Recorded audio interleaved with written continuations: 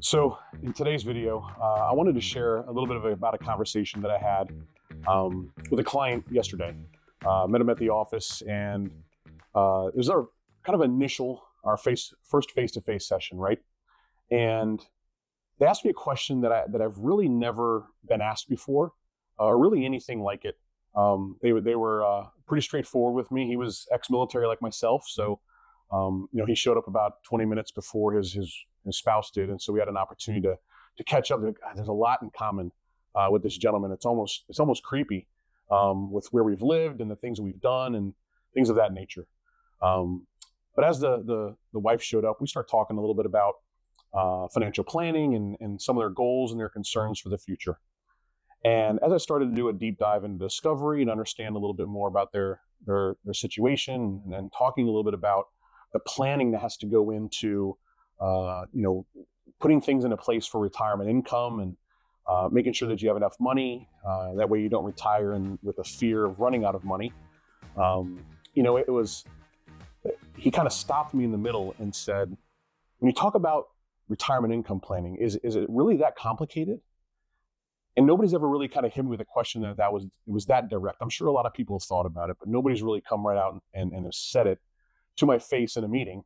And it kind of set me aback. So I'm big on analogies because I feel like for most people, what I do for a living and the things that are maybe common knowledge to me are not necessarily common knowledge to everybody. It's no different than me sitting down, with an architect or an engineer. What's common knowledge to them is German to me. I'm simply just not going to understand it. So an analogy I used with him and his wife is I said, when we're working during our working years, we're basically playing checkers. Checkers is a very simple game. My daughter's 18. I could probably sit her down and teach her how to play checkers in about 5 minutes. And what I mean by that is that during our working years, typically, we're trying to make as much money as we can, and we're trying to save as much money as we can. It's really not that complicated when we're working.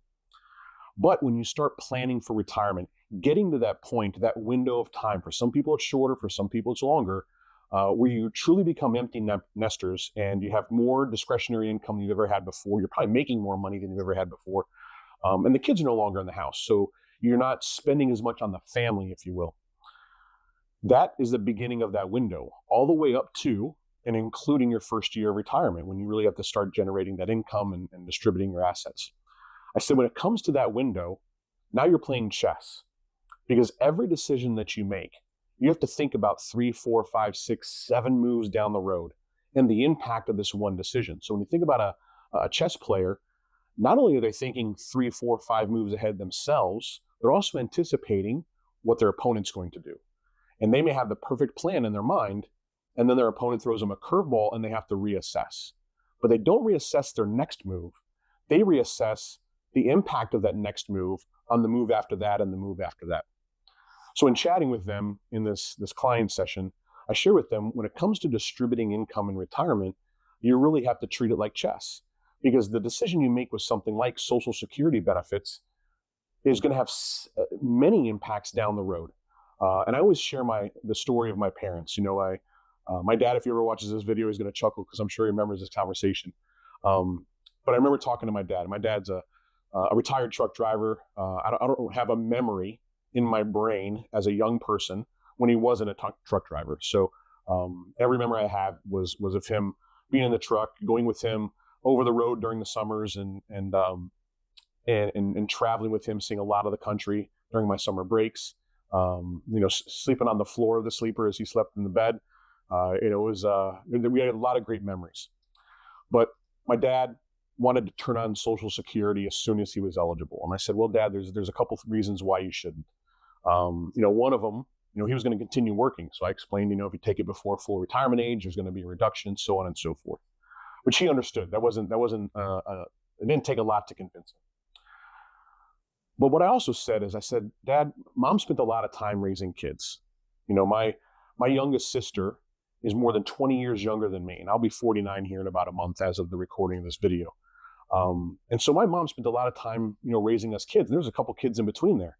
So her Social Security benefits, she does have enough quarters to qualify, but she's going to have a small benefit. So she's always going to end up getting the spousal benefit because, her Social Security benefit based off of my dad's earnings is going to be more. And so I'm talking to my dad, and I said, Dad, the pressure on your Social Security decision is very impactful because you're making the decision for two lives. My dad is older, and while my mom is not in the greatest of health, she is much better off than my dad is. So I'm putting my dad in the ground first in this conversation. I said, Dad, when you pass away, Mom is going to end up giving up her benefit and inheriting yours, right? And I said, so if you take it early, it's going to be reduced. And then when you pass away, she's going to inherit that reduced benefit. Where, to the contrast, if you delay, she's going to inherit that higher benefit, which is then going to make her life a little bit simpler after your passing. So I said, you don't necessarily have to wait till 70, but delay as long as you can. Delay at least until you retire, because they don't have a ton of savings. So Social Security was going to be their primary source of income, which is not something I recommend, but you can't put that toothpaste back in the tube. But the reason why I tell that story is because I was sitting with my dad, having him look several moves ahead. It wasn't just about turning on Social Security so they could have more income. It was about what is going to be the impact when he does stop working and he wishes that Social Security check was more.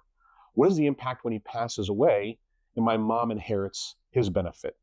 So he's got to think 2 or 3 moves down the road before he makes that decision with Social Security today. And so that's what I mean when I'm talking about playing chess instead of checkers. Chess is much more complicated, it's much more nuanced, and you're very rarely only thinking about your very next move.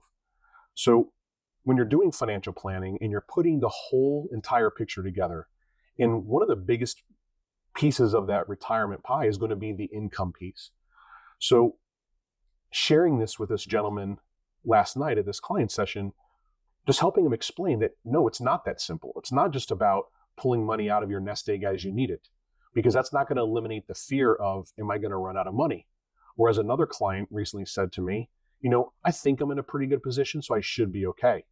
And again, one of the things I like to do on this channel is challenge the way that we think. And I do that in client sessions as well. And I explained to the gentleman, I was like, if you were, my parents and you were my father, and you said, I think we're in a good position, we should be okay. For me, that's not good enough for my parents. I don't want them to think that they're in a good position and think that they should be okay. I want them to know that they're in a good position and be completely confident that they're going to be okay going forward. And there's a lot of other people out there that want to feel the same way, which is one of the reasons why I have a job. So that's the empowerment that I really strive for in working with clients in that situation. So explaining to this gentleman about, it's more chess than it is checkers. And yes, it is complicated because there's some very key decisions that are going to be made. And heaven forbid you have a pension. Now we're talking about a whole other aspect when it comes to decision making. But even aside from income sources, just what are we going to do with our savings? Do we leave it in the plan? Do we pull it out? How much do we pull out? Do we roll it all over? The amount of people that have said to me, over the course of the past few years, hey, I'm just going to convert it all to Roth, which is a possibility, but it doesn't necessarily mean it's in your best interest. That's a large taxable situation for most people. But with that being said, there's many different things that you can do. And you always want to make sure, again, whether you're working with someone like myself or you're working with somebody else, you want to make sure that you are armed with all of the education that you can have and understand all of your options completely. Because as you're making that decision, it needs to be with move number 2, 3, 4, and 5 in mind as you're making that decision in move number 1. So it was something that I felt like I needed to share with you guys. It was a great question that I'm sure a lot of people think about, but don't necessarily come out and ask. There's a lot of great questions out there I wish people would ask more often, but I'm glad that he did, because it put me in a position to where it challenged me to explain it to him in a way where he understood, he didn't feel offended, and he didn't feel like I was being condescending or anything of that nature. It was just, it's chess, it's not checkers. And his head was going north and south quite often. So he was understanding what I was saying, he was picking up what I was putting down. And we continued with a great conversation after that. And I tied everything up at the end with one of the reasons why they needed to work with a financial planner, whether it's myself or somebody else, is because they are preparing to transition from checkers to chess. And I know that if my 18-year-old daughter, after learning how to play checkers, if I had her transition into chess, she's going to look at that board, which looks the same, with a lot of different pieces and have no idea what she's doing. And that's also not a game you can learn in 5 minutes. So it takes a lot more nuance, a lot more analysis, a lot more understanding, sometimes some research, some YouTube videos on how to play chess. But at the end of the day, it's a completely different game, and a lot of people need help doing that. And it's something that's vitally important as we plan for the future. So in understanding that and understanding the nuance of that transition, make sure that when you're sitting down with your financial professional, that they're going over all of those different nuances. They're going over all of your different options, not just the one that they feel is best, but why is that one best and what are some of the other ones? I'd like to compare the one that is being recommended to what my other options are, because if I feel something else is best, then maybe I'm missing something.